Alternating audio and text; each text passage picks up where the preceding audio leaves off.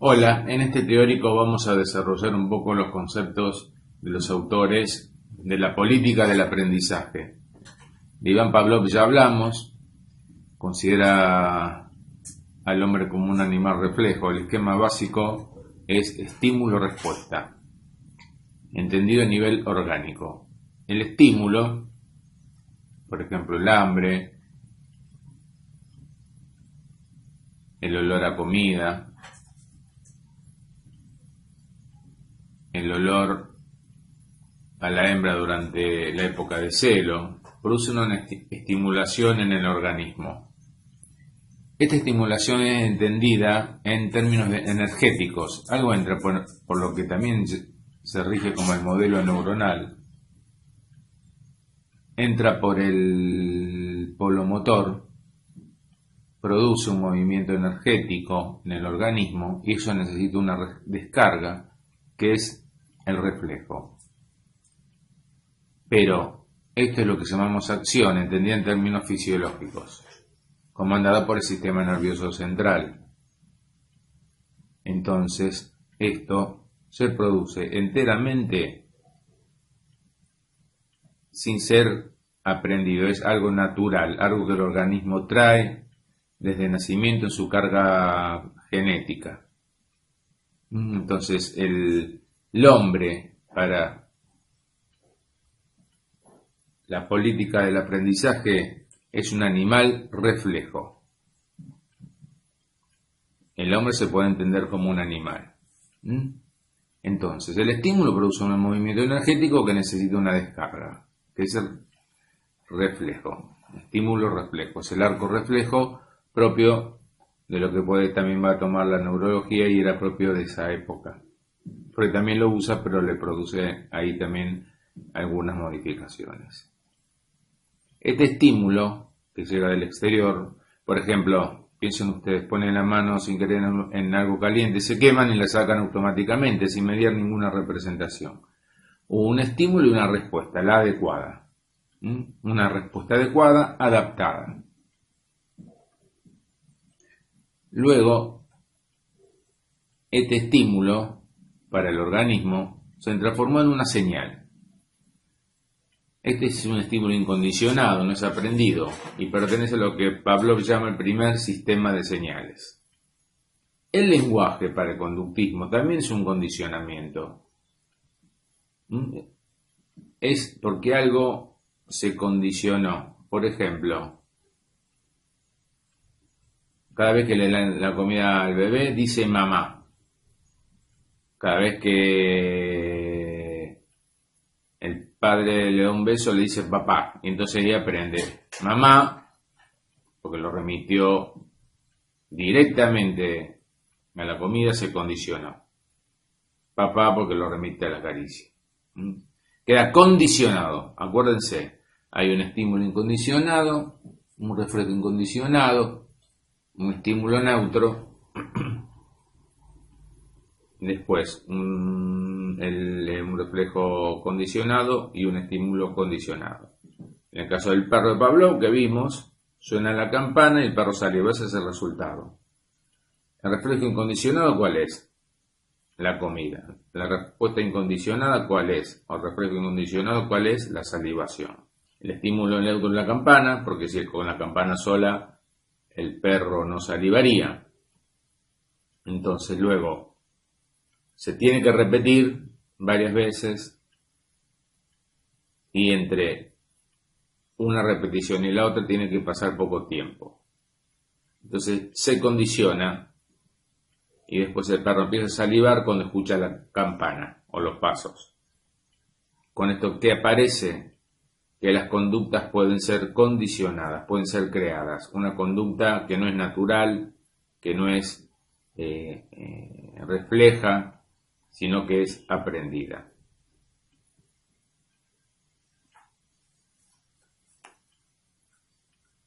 También el lenguaje opera de esta manera. Es un reflejo condicionado. El lenguaje más complejo, condicionamientos de condicionamientos. Es cierto que a la larga el conductismo no puede dar cuenta de todo lo que es el lenguaje humano. Pero eso nos vamos a ocupar después. Watson es el creador de la escuela reflexológica, el reflejo. Luego de esto, tenemos un autor que es Watson en Estados Unidos, que en el programa aparece con el conductismo militante. ¿Por qué? Porque él plantea la posibilidad de aplicar la conducta humana a los humanos y organizar una sociedad bajo la forma de control de conductas. Se puede moldear una sociedad, necesito 20 ingenieros, 30 médicos, puedo de tal manera condicionarlos a los jóvenes para que estudien 20 abogados y 30 médicos, lo que sea. Eso se puede condicionar.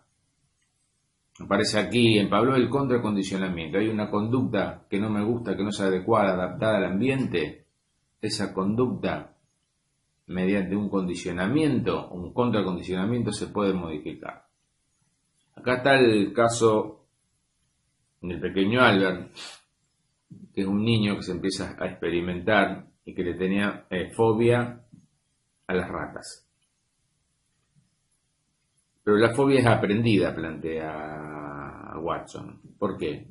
Si le mostramos una rata a un niño, ¿cuál es la primera reacción del niño? El niño extiende la mano, no le tiene miedo a la rata. ¿Cómo se condicionó esto, según Watson? Al momento de mostrarle una rata, se golpea, se hace un ruido fuerte por detrás del niño y el niño se estremece. Esto se hace repetidas veces, entonces ya la sola presencia de la rata al chico le da miedo. ¿Cómo se podría contracondicionar una conducta de este tipo? Bueno, cada vez que le muestro una rata le doy un caramelo o algo que le guste. Y eso se hace repetidamente. Entonces, ante la rata, el chico va a esbozar una sonrisa. Esto es sucintamente el enfoque de Watson. Así como la conducta de la fobia aprendida, porque esto también tiene una opción clínica, ¿no? De cambiar conductas, condicionar otras conductas. Esto es el contracondicionamiento. Para Watson, el lenguaje es un hábito laríngeo. Un hábito. Un hábito es una conducta, también una conducta aprendida, basada en el sistema nervioso, basada en el orgánico, en la laringe. Tanto en Pavlov como en Watson es importante lo que se llama la ley de la frecuencia y la recencia, o sea que el estímulo nuestro, el estímulo neutro y el estímulo incondicionado tienen que ser trabajados en una distancia corta, no es que yo le hago sonar la campana y le doy la comida a los 2 días, o sea, tiene que ser algo inmediato. Esa es la ley de la recencia. Y la frecuencia, la ley de la frecuencia que tiene que ser frecuentemente estimulada. Es posible, dice Pablo, que el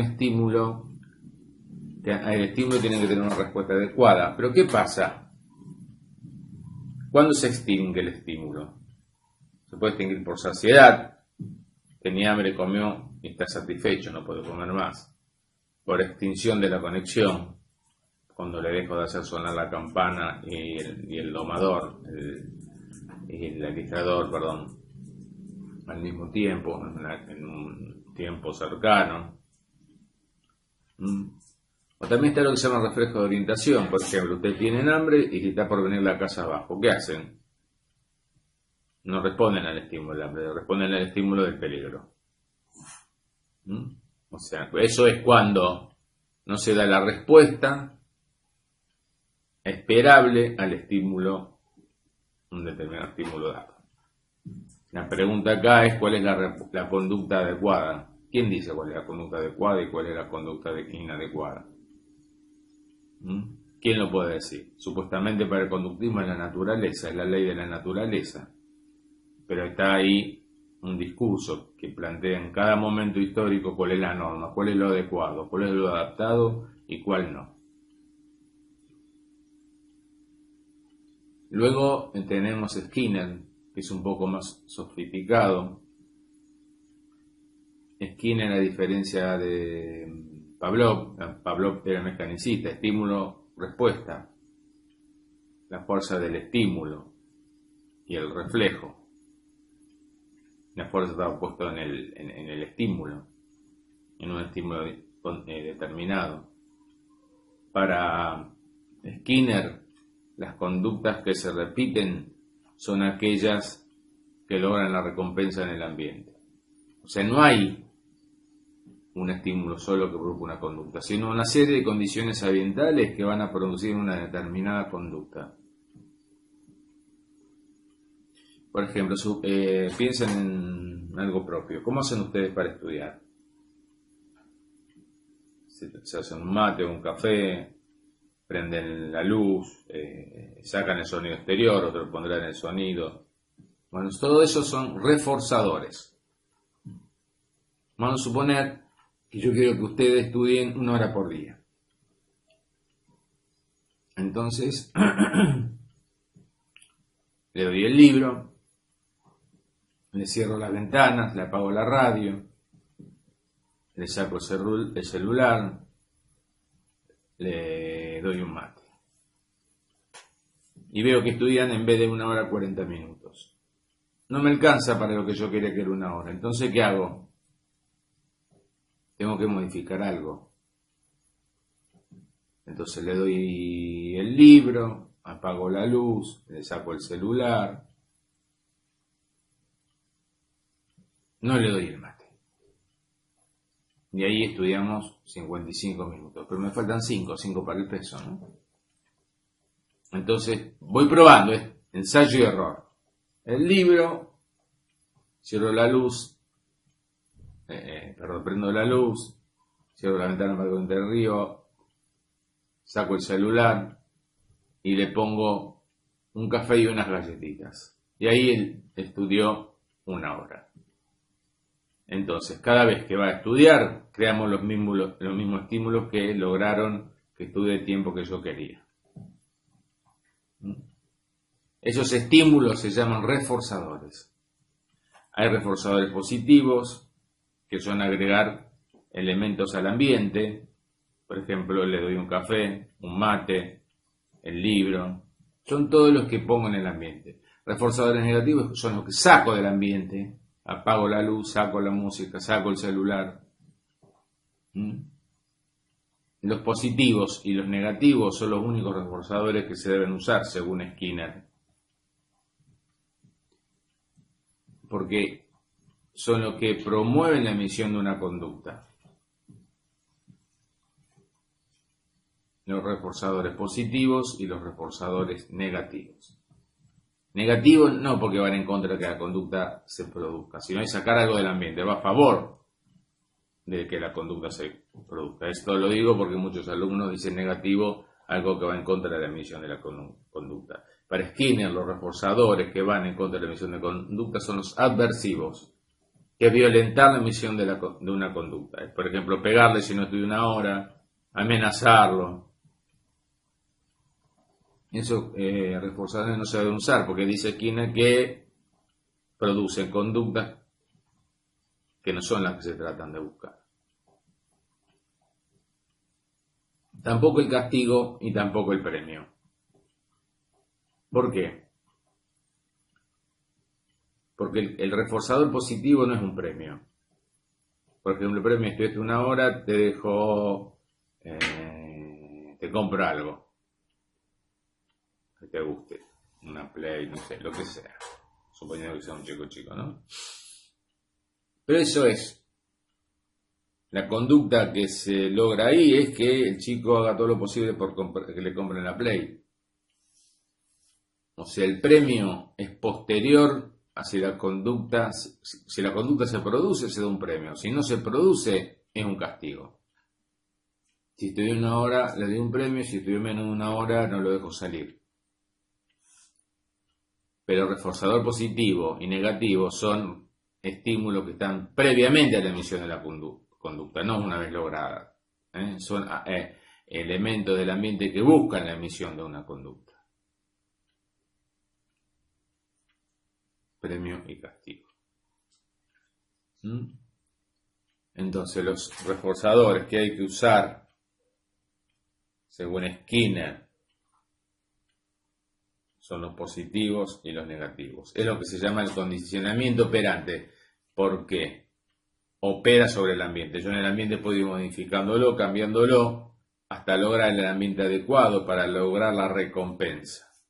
Siempre se habla en términos de recompensa en la política del aprendizaje. El lenguaje, para Skinner, también es un fruto de un condicionamiento operante.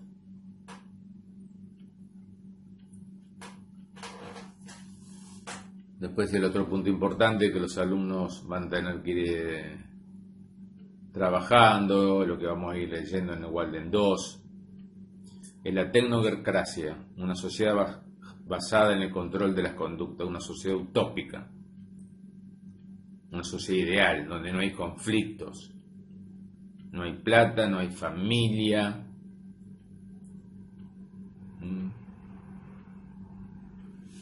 no hay otras instituciones. Entonces, ¿qué dice esto? Para el conductismo, ¿qué es lo que no tiene en cuenta el conductismo? No tiene en cuenta la historia, la memoria, las instituciones que conforman a un sujeto, todo el orden social. Todo se calcula en términos de respuestas individuales. Pero fundamentalmente hay un olvido, un desconocimiento, una renegación de la historia y la memoria, que son puntos importantes, fundamentales para la psicología, para el campo psi. Se reniega del valor económico, se reniega del lugar de la familia en la crianza de los hijos. O sea, hay elementos que no son tenidos en cuenta, a pesar de todo en términos de conducta, de condicionamiento, de base biológica. También les recomiendo en este punto, al que quiera, al que le guste, mejor alguien ya la vio, que vean la película La Naranja Mecánica 1. Ahí hay fundamentalmente un muchacho bastante inquieto que entra en el delito. Entonces, en un momento comete delitos graves, robos, golpes a personas. Entonces, en un momento es detenido y se le ingresa a un programa de readaptación de la conducta. Este programa es propagandizado por el gobierno. El gobierno dice, bueno, tenemos este programa que reeduca a delincuentes, pongámosle, podríamos decir. Este programa cambia en la conducta. Lo que sería una propaganda política para el gobierno, eso, ¿no? Allí entonces este muchacho detenido le aplican lo que se llama el método Ludovico. Véanlo ustedes a la película si pueden. Presten atención en lo que es el método Ludovico. No se usan precisamente los reforzadores que Skinner promovió, porque se usa mucho el reforzador aversivo, el reforzador violento. Por ejemplo, en uno de los momentos le hacen ver una película donde hay escenas violentas y al mismo tiempo le inyectan una sustancia que le genera un gran malestar en el cuerpo, un gran malestar. Y eso se hace repetidas veces, entonces queda asociado una situación de violencia con un malestar físico intolerable. Entonces el muchacho una vez que sale, cada vez que tenía un impulso violento, lo inhibe, porque queda condicionado por esta conducta. Esto se llama el método Ludovico, la película es muy rica, se ve lo que es los reforzadores conductistas, el conductismo aplicado a la transformación de la conducta, cómo esto es usado por el poder y cómo termina finalmente la situación por no considerar el hombre como un sujeto, a no conocer el sujeto que hay en el ser humano, que no es solo un organismo, como lo pretende el conductismo, un organismo animal, reflejo, reactivo, respondiente, adaptable. Recuerden que la intencionalidad de esta política es el dominio de la conducta, la táctica son los reforzadores y la estrategia es el moldeamiento o condicionamiento. Yo creo que el texto de Walden 2 es medio engorroso, medio largo, es una novela, pero traten de rescatar los que los profes lo van guiando con la lectura. Lo importante de la tecnocracia es que supone una sociedad ideal, una sociedad sin conflictos, basada en el control de las conductas. Y La Naranja Mecánica, que es una película, no es la única, pero es una de las más emblemáticas, donde podemos ejemplificar el método conductista y la relación del conductismo con las políticas, como una política del discurso. Ahí está bien presente la lucha de poder, porque el Estado trata de promoverlo como un logro el método, presentando a este chico como sano, y después hay otro grupo que trata de hacer que esto fracase. Bueno, creo que por ahora nada más. En la próxima seguimos trabajando. Gracias.